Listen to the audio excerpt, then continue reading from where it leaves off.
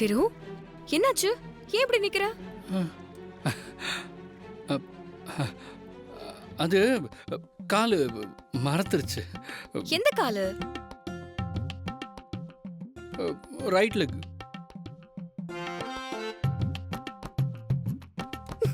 Hey, இது left leg, right லெக்னு சொல்ற? ஓ, ஆமால. சரி, உன்னோட ரைட் லெக் எடுத்து லெஃப்ட் லெக் கட்டை விரல வச்சு நல்லா பிரஷர் கொடு, சரியாயிடும். சரி. ஏய், பண்ணு, அப்பதான் சரியாகும். ஓகே.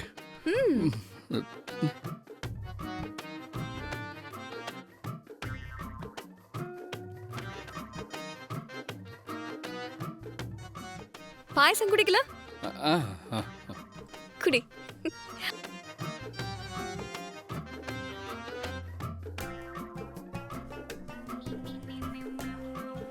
திரு, நம்ம இதுக்கு முன்னாடி என்ன பேசிட்டு இருந்தோம்? அது மகா வேலை விஷயமா பேசிட்டு இருந்தோம். கரெக்ட். அம்மா போன் வந்ததுல நான் அதை மறந்தே போயிட்டேன். திரு, இவ வேலைக்கு போகணும், இவ சொந்த கால்ல நிக்கணும், இவள யாரும் அசிங்கமா பேசக்கூடாது. அதானே உன் பாயிண்ட்? ஆமா. உன்கிட்டயே இவ்ளோ பெரிய கம்பெனி இருக்கு, இவ எதுக்கு இன்னொரு கம்பெனில வேலைக்கு போகணும்? பேசாம உன் கம்பெனிலே வேலைக்கு சேர்த்துக்கோ. ஏய், ஆத பாக்க காயம். ஓ, மறந்தே போயிட்டேன். நல்ல வேலை, ஞாபகப்படுத்திட்ட. என்ன சொன்ன? என் கம்பெனில சேர்த்துக்கணுமா? ஆமா, உன் கம்பெனில இல்லாத வேலையா? நம்ம கம்பெனிலே வேலை கொடுத்தா அவ்வளவு கம்ஃபர்டபுளா இருப்பால. என்ன மகா, உனக்கு ஓகே தானே? ஓகேக்கா.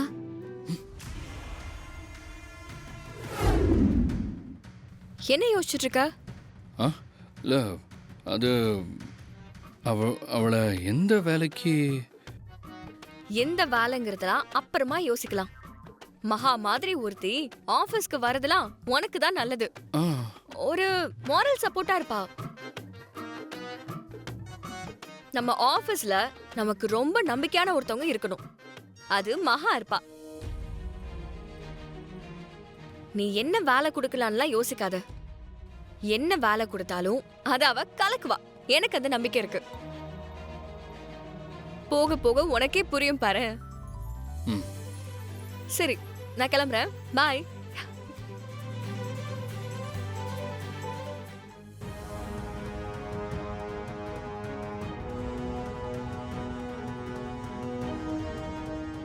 வீட்டில் பத்தாதுன்னு ஆஃபீஸ் வர போறாளா?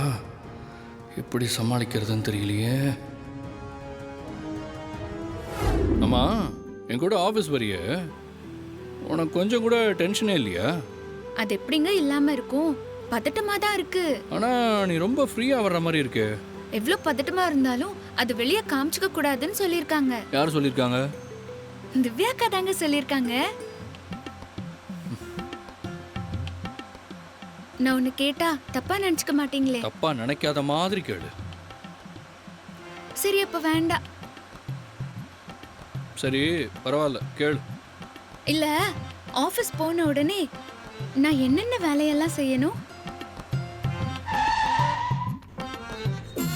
என்னாச்சுங்க? கார்ல ஏதாவது ப்ராப்ளமா?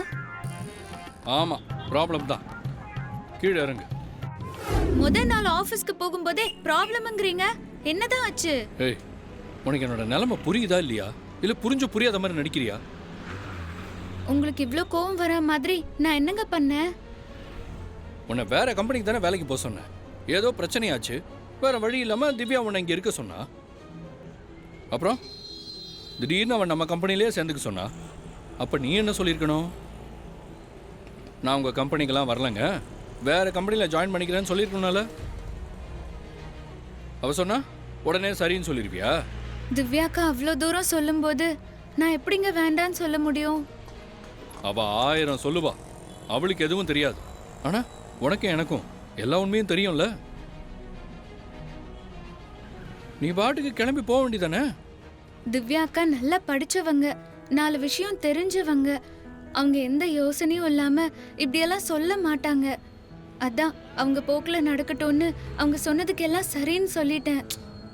சும்மா சும்மா திவ்யா பேரே சொல்லிட்டு இருக்காது.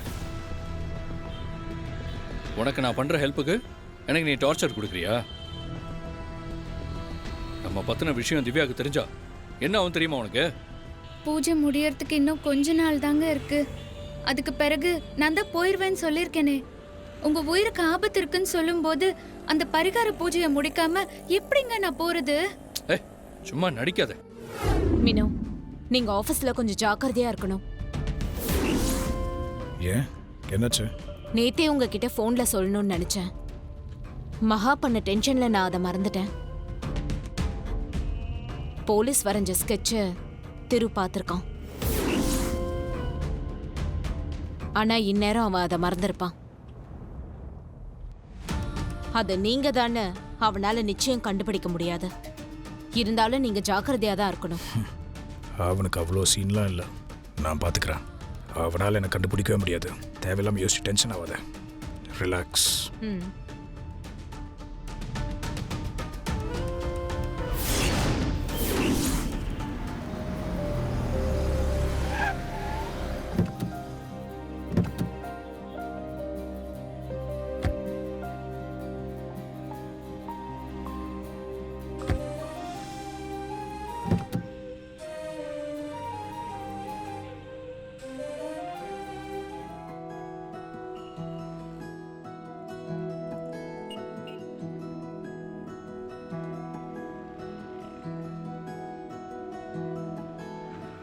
கடவுளே, முத நாள் ஆபீஸ்ல எல்லாம் நல்லபடியா நடக்கணும்.